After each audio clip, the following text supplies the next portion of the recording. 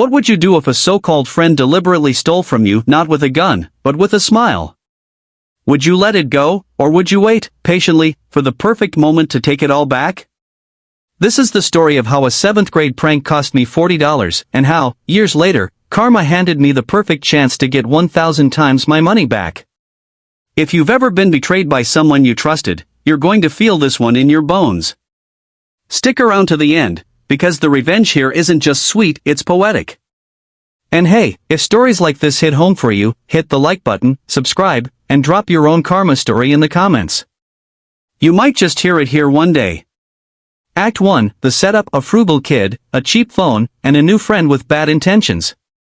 Soft background music fades in, nostalgic. I grew up in that awkward window of time right before smartphones became glued to our hands. The early 2010s. Back then, texting wasn't free. It wasn't even cheap. It was painful.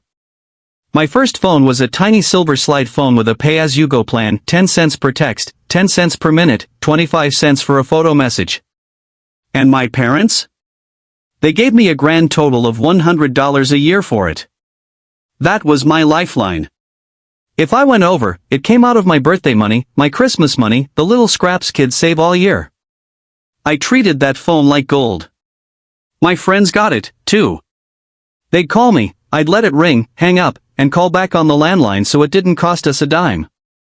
We used email and Skype instead of texts. We worked the system. Then came Derek. He joined our friend group in 7th grade, and at first, we thought he was funny. But funny quickly turned into toxic. Derek thrived on drama. He'd stir up fights between friends, then sit back and play the victim when people got mad.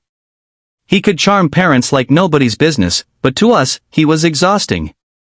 And crucially, he was the only one who didn't respect my phone situation. I told him over and over, please don't send me picture texts. They cost me money. He'd smirk. It's just a few memes, man. Lighten up. But those few memes cost me 25 cents each. Then one day, Derek got mad at me.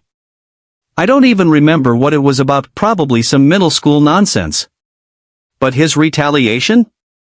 It was deliberate. Calculated. He spammed my phone with memes. Not 1 or 2. Not 10. Over 100 lolcats. My phone kept buzzing, over and over, draining my balance in real time. I could almost hear the coins dropping into a slot every time a new text came through. By the time it stopped, my $40 balance, which had to last me the rest of the year, was gone. I was livid. I demanded he pay me back. $40 was a fortune to a 12-year-old. Derek just shrugged. Not my problem. That night, I went home ready for my dad to unleash hell on Derek's parents. Instead, he sighed. Son, not all battles are worth fighting. It's just $40. Just $40. I wanted small claims court.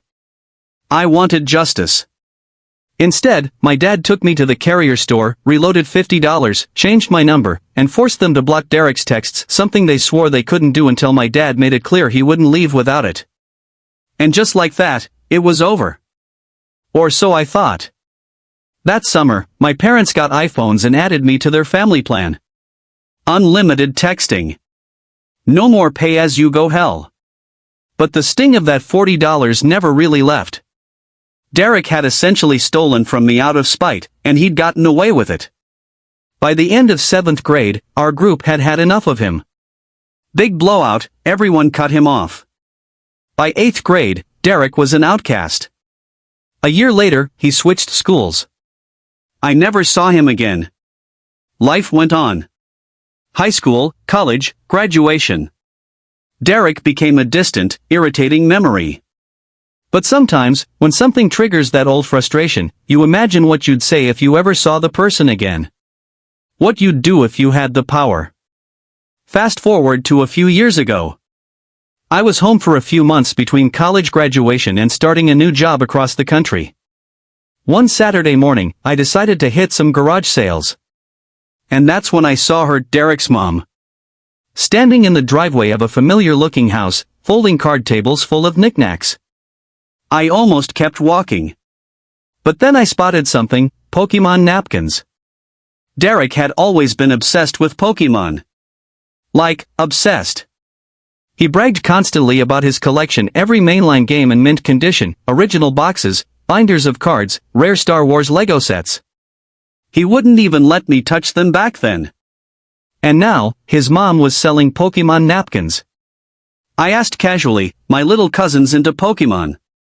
Do you have any more stuff like this?" Her eyes lit up. "Oh honey, my son was obsessed with this junk. We've got boxes of it in the attic." Jackpot. She actually invited me inside Derek's childhood home, a place I never thought I'd set foot in again, and let me climb up the attic ladder to bring down the boxes myself. I was careful to act calm, but inside, my heart was pounding. The first box was junk Christmas ornaments. The second box wasn't. It was filled with Pokemon games. Original boxes. Mint condition. Exactly as Derek had bragged all those years ago. We kept opening boxes. Nintendo consoles. Hundreds of games. 24 binders stuffed with Pokemon cards. A box of old Lego Star Wars sets, still with the original boxes, and when I saw Jango Fett, I knew I'd struck gold. I asked as casually as I could, "How much for all this?" She thought for a moment. $100 a box. Or $400 for all 5. $400. For what I knew was worth tens of thousands. I smiled. "I'll take it." I hauled ass to the ATM, withdrew the cash, and loaded the boxes into my dad's truck. As I drove away, I felt something I hadn't felt in years: vindication. Act 6, the payoff, $40 turned into $40,000. I gave the lot to my uncle, a hobbyist eBay reseller. He offered to sell it all individually, taking only a 10% cut after fees and taxes. We logged every single item and estimated the value. The total? About $40,000. $40,000. Exactly 1,000 times what Derek had taken from me. Over that summer, my uncle sold most of it. The check he handed me wasn't quite the full $40,000, but it was still life-changing. Enough to pay off my student loans. Enough for a down payment on a new car. All because Derek's mom, tired of her son's clutter, had unknowingly handed me the score of a lifetime. Poetic justice at its finest. All those years ago, Derek drained my phone balance out of spite. All those years later, I drained his childhood collection legally, fairly, and with a smile. He took $40 from me. Karma gave me $40,000 back. And the best part? He'll probably never even know. Sometimes revenge isn't loud. It isn't even planned. Sometimes the universe just waits, quietly, until the scales balance themselves. Derek thought he'd gotten away with stealing from a kid. But years later, his own obsession became my ticket to freedom. That's not just karma, that's poetry. If you love this story of long-delayed but oh-so-satisfying payback, hit that like button to feed the algorithm. Subscribe for more true stories of karma catching up.